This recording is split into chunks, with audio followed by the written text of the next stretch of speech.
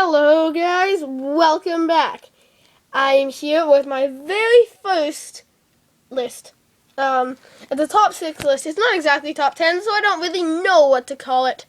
It's a top 6 list. So I recently got The Legend of Zelda Majora's Mask 3D. And since I've already finished The Legend of Zelda Ocarina of Time 3D, I figured I should make a list comparing the two. So what I've created is the top 6 things The Legend of Zelda Majora's Mask did better than Ocarina of Time. And these are the original versions because I've seen people playing them, even though I haven't actually played them myself. Number 6 is Ocarina songs. In The Legend of Zelda Ocarina of Time, you get quite a few Ocarina songs. However, just over half of them are warping songs. And there's really only a couple songs that are actually of any use. Those of which being Zelda's Lullaby, which is absolutely required to progress the story. Sun Song, which is just so useful. Epona Song, which you need to get Epona. Saria Song, which is basically useless for when you're an adult. And the Song of Time, which is pretty useless too. So there's just a couple of those, and I felt like Majora's Mask really stepped it up in terms of different songs to have. You got the Song of Time, you got the Song of Double Time, the inverted Song of Time, the Song of Soaring, which replaces all of those warping ocarina songs, as well as the other songs, and you get the Scarecrow song and such. And it actually displays the Scarecrow song. Number 5 is the masks in Majora's Mask. I know this is kind of questionable, considering that Majora's Mask is all about the masks, whereas in Ocarina of Time, it wasn't. But I still think the masks in Ocarina were pretty bad. You only used the Keaton mask, aka the Pikachu mask, once, and it was only to give it to a guy so you could keep going. And I felt it was pretty useless. Also, the Mask of Truth is in the Happy Mask shop, but you can't get it. Doesn't make any sense. I mean, I felt like the masks were definitely expanded on, and I'm not actually sure if the masks, I think they were in the original Ocarina of Time for the N64, but certainly in the 3D remake they were there. So, yeah, masks. They were better in Majora. Yay. Number 4, the bank. I was really unnerved to find that in Ocarina of Time you could only hold up to 99 rupees. At the time, I didn't realize you could get an adult's or giant's wallet, which extends it all the way to 500 rupees. But it was still pretty annoying, and I really didn't understand it. In Majora's Mask, you've got a bank person, and that bank person will hold up to 5,000 rupees from you. I felt this was a much better way to handle the rupees, because you could just deposit them somewhere, and it really just seems to work a lot nicer. I mean, it doesn't make any sense to be holding on to your 500 rupees, not doing anything with them, and all those rupees you come across are just useless now once you've hit the max. It's kind of annoying. This next one is not so more of an improvement, is that it is an addition, but I'm still including it anyway.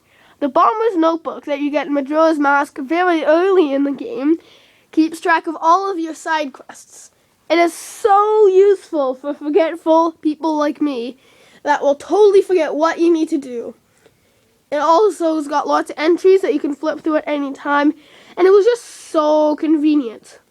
Actually, the entire Bomber thing was really smart. I mean, you got to actually input a code, and it was challenge more than just getting from point A to point B in a certain amount of time like Ocarina had. It really felt like the Bomber's Notebook made it feel like those things were a bit more important, where it said, when they're talking about the swamp title deed swapping thing, it said, but you didn't have the right thing.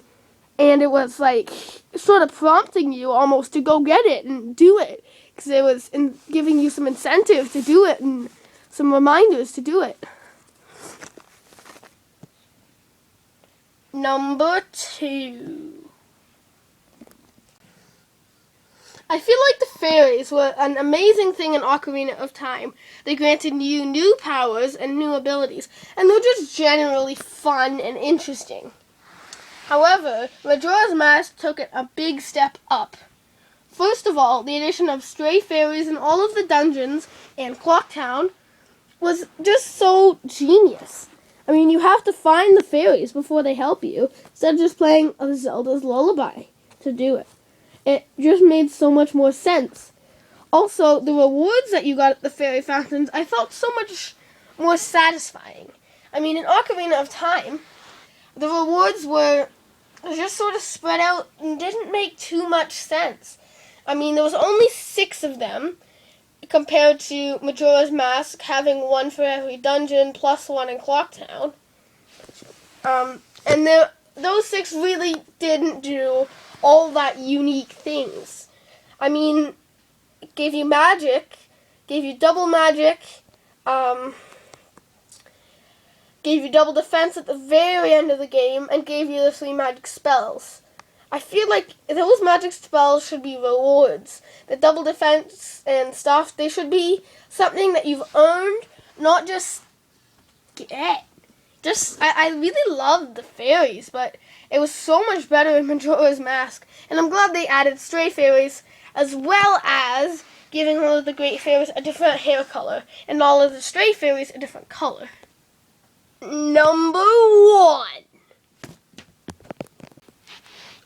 And the number 1 spot goes to minigames and side quests. I really feel like Ocarina had lots of side quests and minigames to play, whether it be fishing or horseback archery. But Majora's Mask really stepped it up in terms of minigames and side quests. First of all, you got all of your mask quests, which in itself is so many, I can't even list them all. I mean, like, Romani has got 2 masks that you can get. 1 minigame, well, 2 minigames, really. 1 alien, Nexus defense sort of game. And another, defend the cart. I don't know what to call that. Defend the convoy-ish game, if this were Call of Duty, which it isn't. I feel like that was so much more. I